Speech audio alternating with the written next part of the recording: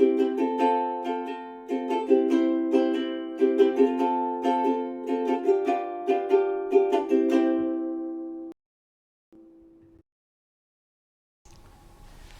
my friends. Hi, welcome. It's Betsy again with Early Learning Together with the Seattle Public Library. We bring these to you every Friday, posted on the YouTube Kids channel. Please share them out. Excuse me. And I want to welcome you to my living room, which is being transported into a camp out place or a tent or a cozy getaway. We have so many hours spent inside our homes this winter that I thought it would be nice to talk about how to make something new out of your same old living room or same old kitchen, and that's to make forts or tents.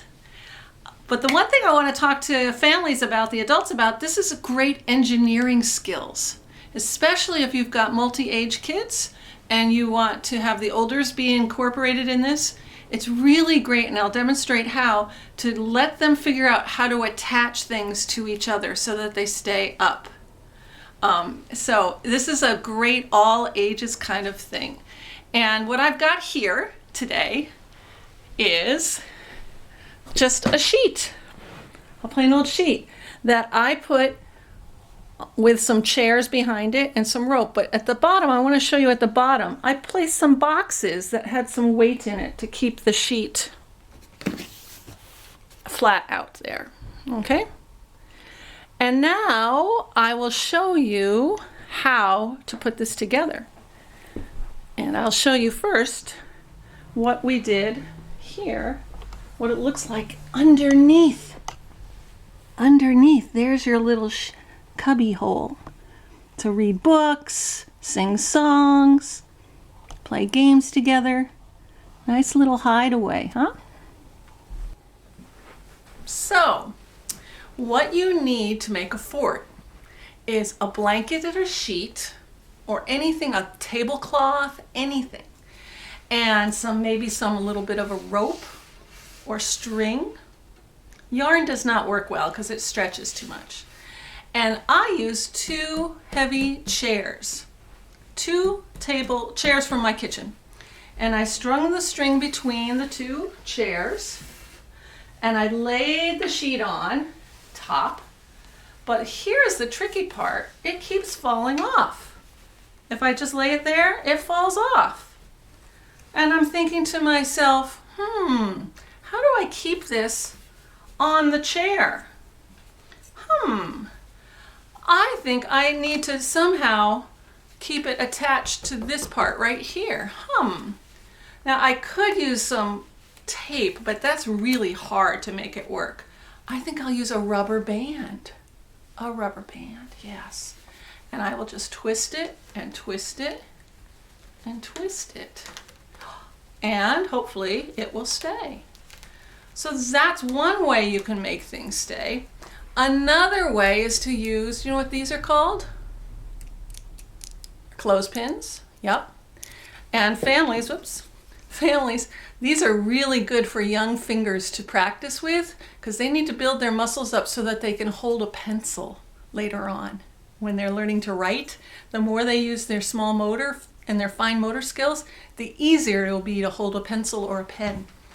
So I'm going to take this right underneath here and stick my clothespin there, and it will hold it up some more, right? And of course you can put clothespins on here too to keep it. So that's how easy it is to make a fort.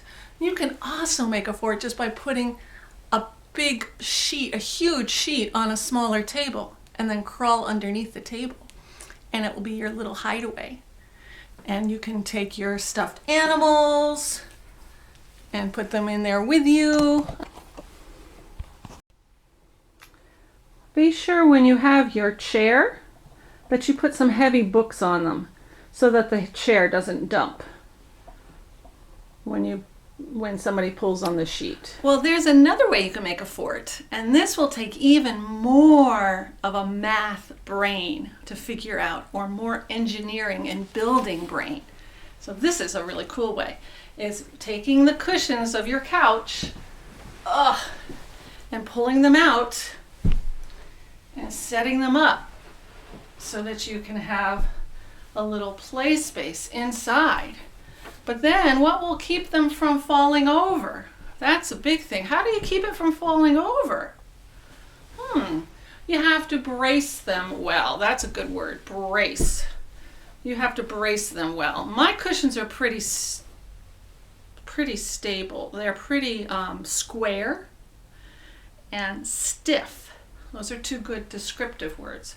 Square, and so they're staying up pretty well. But I'm going to take 3 of them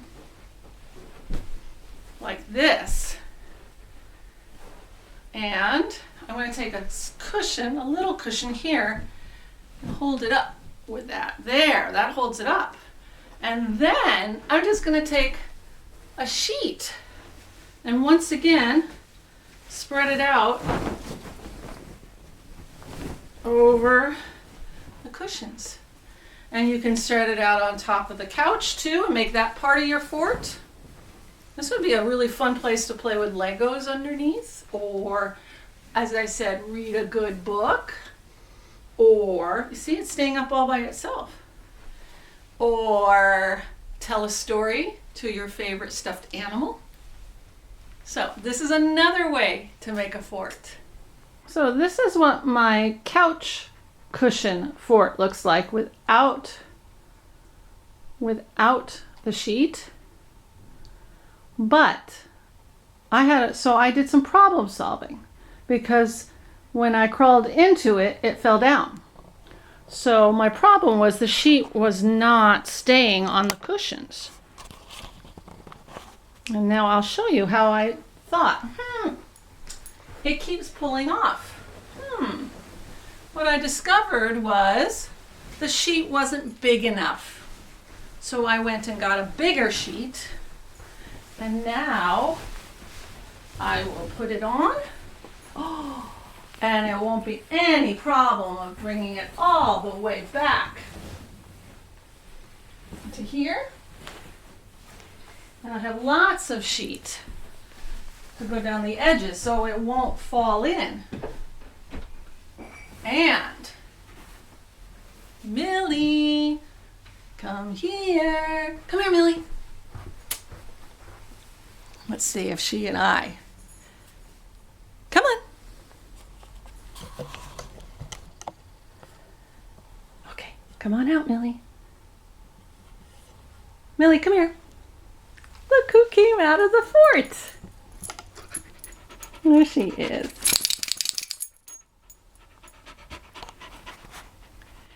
So that's all for today. I just want to say that, remember that forts are a wonderful way to create a new space in the same old living room. They're a great way to test out problem-solving skills, like, how can we make this stay up? And engineering skills on how can we build this? One side is bigger than the other. Is that okay? Yeah, that's great. That's great. And a great place to cuddle up and read a good book. Just a reminder for everybody, every Wednesday we roll out a new story time, and every Friday we do a new early learning together game or activity to do. And in March, it's a very special time because we are going to have a special visitor to my story time. So be sure to check out what's happening in March on the Seattle Public Library Kids page. Bye everyone. Take care.